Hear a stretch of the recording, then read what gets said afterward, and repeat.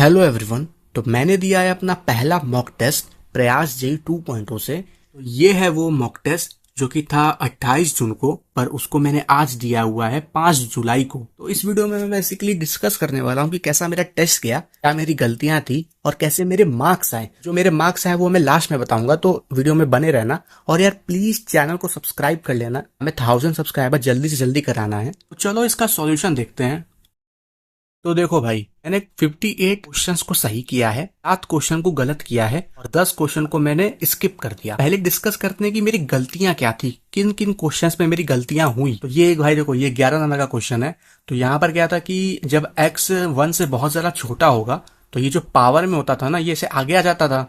तो 1 + 3x answer होना चाहिए था। मैंने भी यहाँ पर 1 + 3x आंसर लाया हुआ है, पर मैंने यहाँ पर ऑप्शन बी लिख दिया, जबकि इसका ऑप्शन सी है। मतलब मैंने क्वेश्चन सही करने के बावजूद मैंने ऑप्शन गलत लगा दिया। तो एक ये मिस्टेक हो गई, सिली मिस्टेक हो गई। और जो दूसरा क्वेश्चन मेरा गलत हुआ था वो 19 नंबर का क्वेश्चन गलत हुआ था। तो ये भाई देखो, बेसिक सा इंटीग्रेशन है, ये बेसिक सा। और कॉस का इंटीग्रेशन भाई साइन होता है, मैंने भी वही किया है। कॉस का इंटीग्रेशन यहाँ पर साइन होता है। तो मैंने पहले माइनस लगा दिया था, फिर मैंने प्लस कर दिया और फिर मैंने यहाँ पे माइनस लगा के चीजों को सॉल्व कर दिया, पता नहीं क्यों।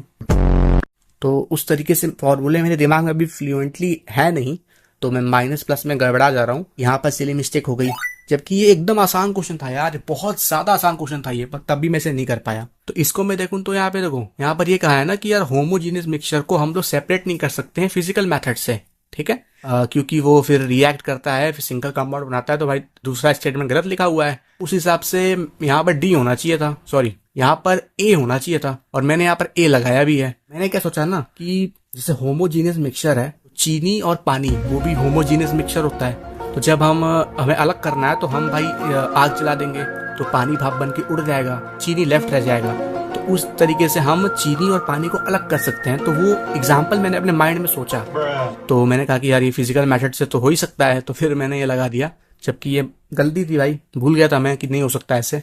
इसमें क्या था ना कि इसमें ये कहा था कि यार ऑक्सीजन का ग्राम एटॉमिक मास बताना है और हाइड्रोजन का ग्राम एटॉमिक मास बताना है। तो ये स्टेटमेंट सही लिखी हुई है, पर मैंने यहाँ पे डी लगाया है। मैंने यहाँ पे डी क्यों लगाया वो मैं तुम्हें बताता हूँ। सर के बुक में ये टॉपिक दिया हुआ है कि कौन कौन से एलिमेंट एग्जिस्ट करेंगे इंडिपेंडेंटली और कौन कौन से एग्जिस्ट नहीं करेंगे। तो यहाँ पे साफ लिखा हुआ है कि जो ऑक्सीजन है ना, वो इंडिपेंडेंटली एग्जिस्ट नहीं कर सकता, वो O2 के फॉर्म में एग्जिस्ट करेगा। और जो हाइड्रोजन है वो भी इंडिपेंडेंटली एग्जिस्ट नहीं कर सकता, वो भी H2 के फॉर्म में एग्जिस्ट करेगा। तो मैंने वो दिमाग लगा कि ऑक्सीजन का एटम थोड़ी होगा, O2 होगा ना। तो उस हिसाब से भाई 16 + 16 32 हो जाएगा। तो मैंने यहाँ पर 32 ग्राम सोचा। तो मैंने ये सोच के उसे गलत कहा। इन लोगों को ना यार एटम लिखना चाहिए कि यहाँ पे हम ऑक्सीजन एटम की बात कर रहे हैं। उस हिसाब से ये भी क्वेश्चन मेरा सिली मिस्टेक ही वाला ही है। बाकी यहाँ पर एक क्वेश्चन है 53। तो देखो इसमें क्या हुआ था ना, इसमें मैं तुम्हें बताता हूँ कि भाई ये इसका सॉल्यूशन है, ठीक है। और यहाँ पर मैंने स्टार्टिंग में क्या किया ना कि मैंने यहाँ पर इन दोनों ब्रैकेट को काट दिया, ठीक है। और यहाँ पे लिख दिया कि x की वैल्यू -3 नहीं हो सकती, ठीक है, ऐसा हम कर सकते हैं। फिर मैंने इसको सॉल्व किया और फिर इंटीजर को गिनना था कि कितने इंटीजर्स हैं। तो मैंने यहाँ पे इंटीजर्स को लिख लिया और गिनने लग गया। तो यहाँ पर मैंने 3 को भी काउंट कर लिया, जबकि यहाँ पे साफ साफ लिखा हुआ है कि भाई 3 नहीं हो सकता। तो इसको हटाना पड़ा। तो इस हिसाब से मेरे 6 आ रहे थे, पर जब 3 को हटा दिया तो 5 आ रहे थे। तो यहाँ पर मेरी सिली मिस्टेक ही हुई, तो इस वजह से भी एक नंबर कट गया। इस वाले क्वेश्चन में क्या गलती हुई कि मैं तुम्हें बताता हूँ। इस वाले क्वेश्चन में क्या गलती हुई भाई, बहुत ज्यादा मैंने सिली मिस्टेक किया यार। देखो यहाँ पर क्या गलती हुआ ना कि मैंने इसे सॉल्व किया और यहाँ पर ना जो ये √5 है इसको इंक्लूड करना था, मैंने गलती से इसको इंक्लूड नहीं करा। पता नहीं क्यों जल्दबाजी में ऐसे घासने के चक्कर में मैंने यहाँ पर गोला बना दिया, इसको इंक्लूड नहीं करा और फिर मैं इसे सॉल्व करने लग गया। तो फिर यहाँ पर मैंने फाइनल आंसर में भी इसको इंक्लूड नहीं करा। कहाँ गया, यहाँ पर देख रहे हो, तो इंक्लूड नहीं करा। तो जब मैंने इसका फाइनल इंटरसेक्शन लिया तो यहाँ पर भाई √5 भी इंक्लूड होगा, पर मैंने इंक्लूड नहीं करा क्योंकि ये सिली मिस्टेक हो गई थी यहाँ पर। तो उस वजह से यहाँ पे दोनों ऑप्शंस लिखे हुए हैं, यहाँ पर क्लोज ब्रैकेट भी है और यहाँ पर ओपन ब्रैकेट भी है। तो इसका ऑप्शन सी होना चाहिए था, क्योंकि मैंने एकदम सही करा था। पर एक छोटी सी गलती की वजह से ये क्वेश्चन भी मेरा गलत हो गया। तो देखो 68 में क्या सीन हुआ है भाई साहब, मैं तुम्हें बताता हूँ। यहाँ पर देखो मैंने इसे सॉल्व करा और मैंने यहाँ पे गलती क्या कर दी ना कि मैंने इन 2 ब्रैकेट्स को काट दिया। नहीं काट सकते भाई, ऐसे हम अगर कैंसिलेशन कर लेंगे तो हमारा एक रूट कम हो जाएगा। तो उस हिसाब से ऐसा नहीं कर सकते हम, पर मैंने कर दिया। फिर मैंने इसको सॉल्व करा। अब देखो मेरा आंसर यहाँ पर आ रहा था 2 से 3। तो फिर मैंने ऑप्शन को देखा, यहाँ पर 2 से 3 का कोई ऑप्शन ही नहीं है। और यहाँ पर बी जो ऑप्शन है ना, ये इससे मिलता जुलता ऑप्शन है, पर इसमें 7 भी इंक्लूड है, -7 भी इंक्लूड है। तो मैंने फालतू का यहाँ पर -7 को भी इंक्लूड कर लिया बिना किसी वजह के, जबकि मैंने यहाँ पर लिख लिया है कि भाई -7x की वैल्यू नहीं हो सकती। तब भी मैंने यहाँ पे से इंक्लूड कर लिया क्योंकि मुझे ऑप्शन मैच कराना था। तो यार ये भी गलती हो गई, कॉन्सेप्चुअल मिस्टेक इसे कह सकते हो, ये भी गलती हो गई। तो इसको यार ओवरऑल मैंने अपना एनालाइज करा मॉक टेस्ट को, और ये मेरी गलतियां थी। और जहां तक ये सिली मिस्टेक्स की बात है ना, तो यार हर बार नंबर मेरा यही कटवाता है। मैं बहुत बार सिली मिस्टेक्स करता हूँ। कभी मैंने अच्छे से चीजों को सॉल्व कर लिया पर ऑप्शंस मैंने गलत लगा दिए।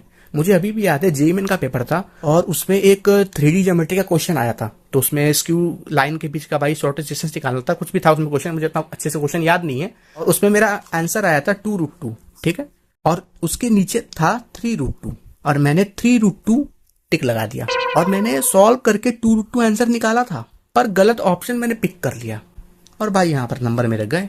तो जब मैं अपना आंसर की से मिला रहा था ना भाई, तो बहुत ज्यादा रिग्रेट हो रहा था कि मैंने गलत ऑप्शन को क्यों चूज करा।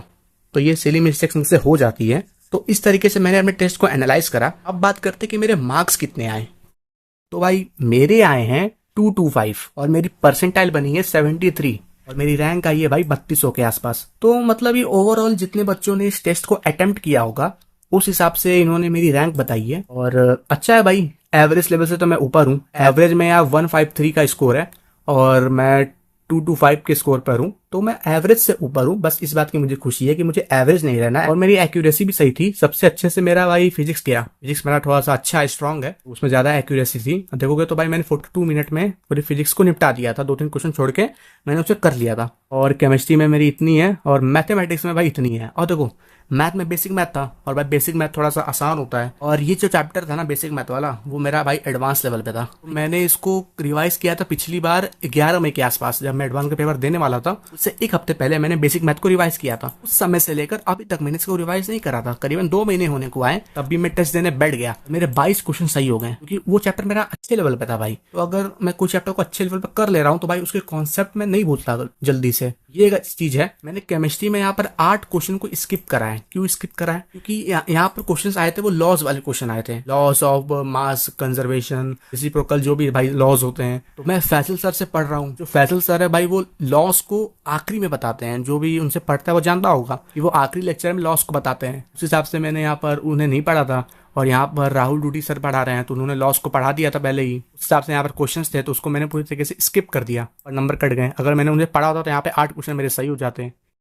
ओवरऑल जो मेरे मार्क्स आने चाहिए थे वो मेरे आने चाहिए थे 250 के आसपास, पर सिली मिस्टेक्स के कारण मेरे ये मार्क्स आ गए 225। तो 7 क्वेश्चन थे भाई जो मेरे गलत हुए, उसमें से 5 क्वेश्चन केवल सिली मिस्टेक के कारण मेरे गलत हुए। तो अगर तुम लोग को ये वीडियो अच्छा लगा हो तो यार वीडियो को लाइक कर देना और यार प्लीज सब्सक्राइब कर लेना।